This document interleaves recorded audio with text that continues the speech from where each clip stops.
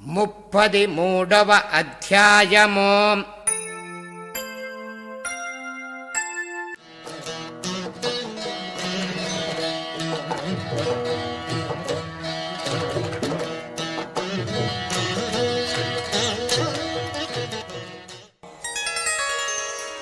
ఓం శ్రీ గణేశాయ నమః. ఓం శ్రీ సరస్వత్యై నమః. ఓం శ్రీ గురుభ్యో నమః. ఓం శ్రీపాద శ్రీవల్లభ శ్రీ నృసింహ సరస్వతి దత్తాత్రేయ గురుభ్యో నమః. సిద్ధయోగి నామధారకునికి ఆ తర్వాత కథను ఇలా చెప్తూ ఉన్నాడు. మఠానికి చేరుకున్నటువంటి సావిత్రి దత్తాత్రేయులు మరునాటి ఉదయము శ్రీగురుని వద్దకు వెళ్ళి చేతులు జోడించి నమస్కరించారు. అప్పుడు సావిత్రి శ్రీగురునితో, శ్రీగురు, నిన్న నా భర్త చనిపోయినప్పుడు శోకంతో విలపిస్తూ ఉంటే ఒక యతీశ్వరుడు వచ్చి మాకు రుద్రాక్షలనిచ్చి వాటిని నా భర్తకు ధరింపచేయమని చెప్పి నాకు ధర్మాన్ని ఉపదేశించినారు. స్వామి, ఆయనెవరు? వారి దర్శనము ఎక్కడ లభిస్తున్నది అని చెప్పి అడిగింది. అప్పుడు శ్రీగురుడు, అమ్మా, రుద్రాక్ష మహిమ తెలియజేయడానికి మేమే ఆ యతీశ్వరుని యొక్క రూపములో మీకు దర్శనమిచ్చాము. రుద్రాక్ష మహిమ చెప్తాను, శ్రద్ధగా వినండి అని చెప్పి చెప్తూ ఉన్నారు.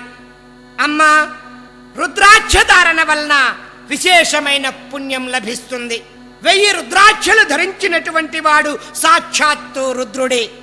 అట్లు కానిచో భుజముల యందు 16, శిఖ యందు 1, చేతుల యందు 24, చెవుల యందు 6, కంఠమునందు 32, మస్తకమునందు 42, వక్షస్థలమునందు 108 ఎవరు ధరిస్తారో వారు కుమారస్వామితో సమానం.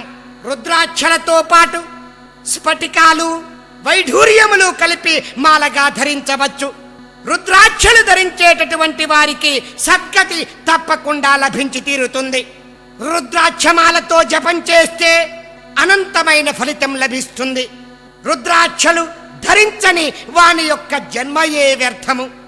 రుద్రాక్షలు చెవులయందు ఆభరణములుగా చేసుకొని స్నానం చేస్తే గంగా స్నాన ఫలితం లభిస్తుంది.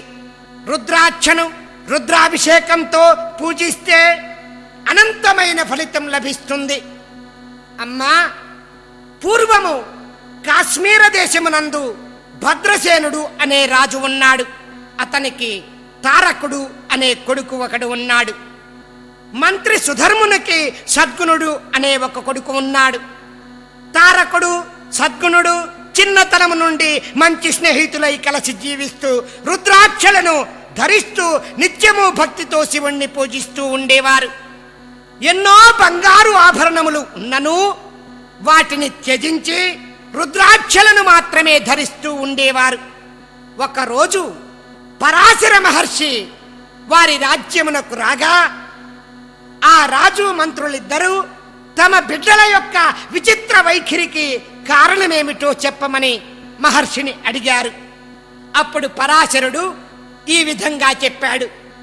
రాజా, పూర్వమున నంది అనే గ్రామములో మహానంద అనే ఒక వేశ్య నిత్యము తన ఇంటి ముందు నృత్య మంటపంలో నృత్యం చేస్తూ ఉండేది. అక్కడ ఆవిడ ఒక కోతిని, కోడిని చాలా ప్రేమగా పెంచుకుంటూ ఉండేది. వాటిని నిత్యము రుద్రాక్షలతో అలంకరిస్తూ ఉండేది. ఒకరోజు వారింటికి రత్నలింగాన్ని ధరించినటువంటి ఒక వైశ్యుడు వచ్చాడు. అతని చేతికి సువర్ణమయమైనటువంటి కంకణాలు ఉన్నాయి.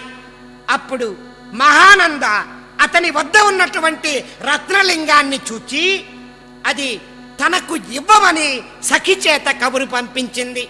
అప్పుడు ఆ వైశ్యుడు 3 రోజులు తనను సుఖంగా సంతోషపెట్టగలిగితే ఆ లింగాన్ని ఇస్తాను అని చెప్పి అన్నాడు.